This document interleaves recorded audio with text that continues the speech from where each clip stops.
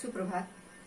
आज 10वीं की कक्षा के हिंदी के विद्यार्थियों का हार्दिक स्वागत है। आज मैं राम लक्ष्मण परशुराम संवाद पाठ का अवलोकन कराऊंगी, जो कि गोस्वामी तुलसीदास जी द्वारा रचित है।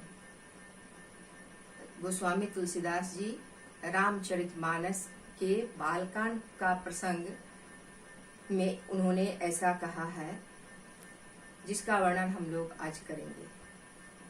सबसे पहले हम लोग ये जान लें संत तुलसीदास जी के बारे में। संत तुलसीदास जी राम भक्ति शाखा के, रामाश्रय शाखा के, जो भक्ति काल के सगुण मार्गी थे। सगुण मार्गी में भी राम भक्ति शाखा के, रामाश्रय शाखा के परम उत्कृष्ट कवि थे, जिन्होंने अपने बारे में कहा है, कवि न हो नहीं चतुर कहाऊं, मति अनुरूप राम गुण गाऊं। तो आज हम लोग उन्हीं के द्वारा लिखित रचित ये बालकांड के प्रसंग का वर्णन देखें। भगवान राम अपने अनुज लक्ष्मण के साथ गुरु विश्वामित्र के साथ जनकपुर जाते हैं। जनकपुर में धनुष यज्ञ हो रहा है।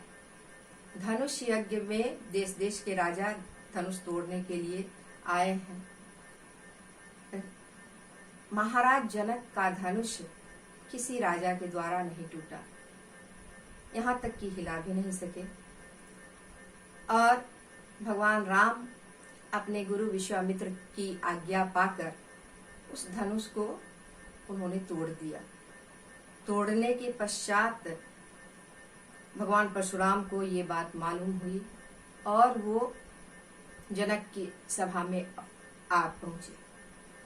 उनको आते देखकर वहां के सारे लोग भयभीत हो गए और उन्हें आशंका व्याप्त हो गई कि अब आगे क्या होगा।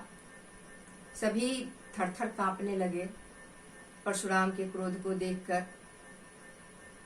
तब बड़ी ही विनम्रता से शील गुण के आगार भगवान श्री राम ने बड़ी ही विनम्रता से परशुराम जी को अपने निवेदन में कहा है, विनम्र भाव से ये बातें कही है। नाथ शंभु धनु भंज निहारा, कोई है को एक दास तुम्हारा। आय सुकाह कहिए किन मोही, सुनी रिसाई बोले मुनि कोही। सेवक सो जो कड़ै सिबकाई, अरि करनी कड़ी कड़िय लड़ाई। सुना हूँ राम जेहि शिव धनु तोड़ा, सहस बाहु समसोर मोड़ा। सो बिल गाऊ बिहाई समाजा, न त मारे जय सब राजा।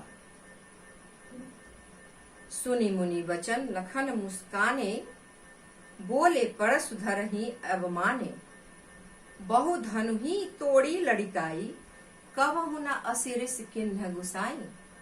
यही धनु पर ममता यही हेतु, सुनि रिसाई का भृगुकुल केतु। रे नृप बालक काल बस, बोलत तो ही न संहार। धनु ही सम त्रिपुरारी धनु, विदित सकल संसार। रामचरितमानस का ये अंश दोहा, चौपाई और सोरठा छंद में है, जिसे हम लोग देखें। बड़ी विनम्रता से भगवान राम ने कहा, नाथ हे स्वामी, शिव जी का धनुष तोड़ने वाला आपका ही कोई दास होगा। कोई दूसरा धनुष तोड़ नहीं सकता। हे भगवान, वो आपका ही कोई दास होगा। आयसु अवधी भाषा में रचना है। आयसु मतलब आज्ञा दीजिए। आयसु काह कहिए किन मोहि, सुने रिसाई बोले मुनि कोही। जो धनुष तोड़ा है वो आपका दास है, कहिए दास के लिए क्या आज्ञा है आपकी। दास शब्द सुनकर परशुराम का क्रोध भड़क उठा। अगली पंक्ति में देखिए उन्होंने क्या कहा। सेवक सो जो कड़े सेवकाई। सेवक उसे कहते हैं जो सेवक का काम करे, सेवा करे, सेवा धर्म का निर्वाह करे। अरी करनी कड़ी कड़िया लड़ाई। और जिसने दुश्मन का काम किया है तो दुश्मन के साथ तो लड़ाई ही उचित है। सुनहु राम जेहि शिव धनु तोड़ा। हे राम सुनो, जिसने शिव का धनुष तोड़ा है, सहस्त्र बाहु के समान, वो मेरा शत्रु है।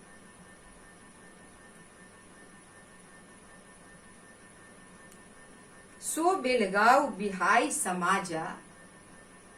हे राम तुम उसे इस सभा से, इस समाज से अलग कर दो। बिलगाव मतलब अलग करो। न तो मारे जइहे सब राजा, नहीं तो निर्दोष राजा भी मारे जाएंगे। सुने मुनि वचन लखन मुस्काने। परशुराम जी की बात सुनकर रामानुज लक्ष्मण मुस्कुराने लगे। मुस्कुराना कई अर्थों में होता है। एक वास्तव में मुस्कुराने की बात आती हो तो, नहीं तो व्यंग्य में भी मुस्कुराहट आती है। इसलिए मुस्कुराना कई अर्थों में है। सुने मुनि वचन लखन मुस्काने। यहाँ लक्ष्मण जी परशुराम के दंभ भरी बातें सुनकर मुस्कुरा रहे हैं। बोले परशुधर ही अब माने। अब परशुधर ही परशुराम जी की अब मानना करनी होगी। क्या आप मानना करेंगे? क्या कहा उन्होंने? बहु धनु ही तोड़ी लड़काई, कबहु न असिरिस किन्ने गुसाई। हे प्रभु, मैंने तो बहुत धनु ही मतलब छोटे छोटे धनुष, धनुइया को बचपन में ही तोड़ दिया, लेकिन आपने ऐसा गुस्सा तो कभी नहीं किया। यही धनु पर ममता के ही हेतु, इस धनुष पर आपकी ममता क्यों उमड़ पड़ी? इसलिए इतना मोह इस धनुष से क्यों? सुनी रिसाई कह भृगुकुल केतु। गुस्सा करके भृगुकुल केतु, भृगु के वंशज परशुराम जी, अब जान लीजिए महर्षि भृगु के च्यवन ऋषि के पुत्र जमदग्नि और जमदग्नि ऋषि के पुत्र परशुराम हुए।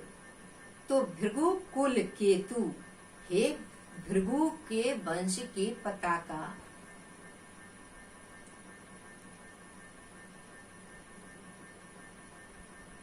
यहाँ लक्ष्मण जी देख रहे हैं कि भृगु कुल केतु गुस्सा कर रहे हैं। क्या कहते हैं? रे नृप बालक कालवश, बोलत तो ही न संहार। धनु ही सम त्रिपुरारी धनु, विदित सकल संसार। रे राजा के पुत्र, तुम काल के वशीभूत हो गए हो। काल मतलब समय, और समय यमराज का द्योतक है। हम सभी काल का मुकाबला कर रहे हैं और एक दिन काल के गाल में समाएंगे ही। तो तुम काल के वशीभूत हो, यानी मृत्यु के निकट हो। तुम्हें बोलने का ढंग नहीं है, तुम बोलना नहीं जानते ढंग से। धनु ही सम त्रिपुरारी धनु, छोटे छोटे धनुहिया के समान ये त्रिपुरारी भगवान भोलेनाथ का धनुष को तुमने कह दिया। कहाँ छोटी छोटी धनुहिया और कहाँ भगवान शंकर का धनुष? ये कैसे तुलना हो सकती है दोनों में? विदित सकल संसार, सारा संसार जानता है कि ये धनु ही नहीं है, भोलेनाथ का धनुष है। स्मरण रहे, उसी धनुष को, जिस धनुष को भगवान ने कच्चे घड़े की तरह तोड़ दिया, उसी धनुष को कई हजार राजा मिलकर भी हिला नहीं सके। इसलिए परशुराम का गुस्सा समयोचित था। भाव पक्ष तो हमने देख लिया, कला पक्ष देखिए।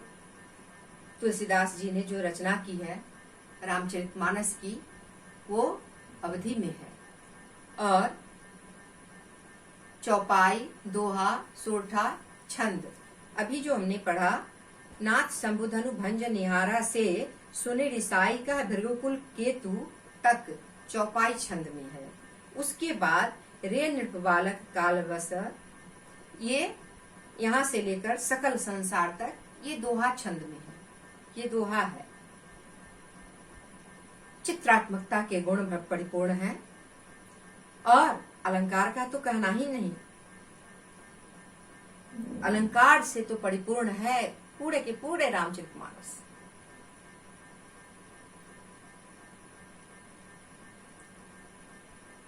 किन सुने रिसाई बोले मुनि कोही, कोही का मतलब क्रोधी।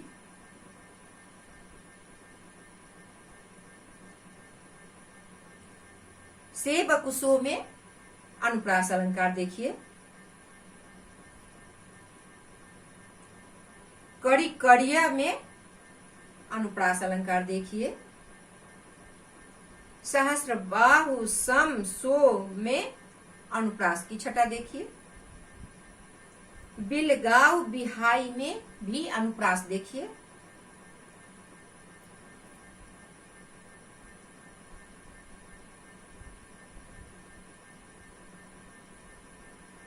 दृश्यबिंब, श्रव्यबिंब यहाँ प्रस्तुत है। असीरिस में भी कौन सा अलंकार है? अनुप्रास ही होगा ना, क्योंकि अंतिम वर्ण स स है, इसलिए अनुप्रास अलंकार है।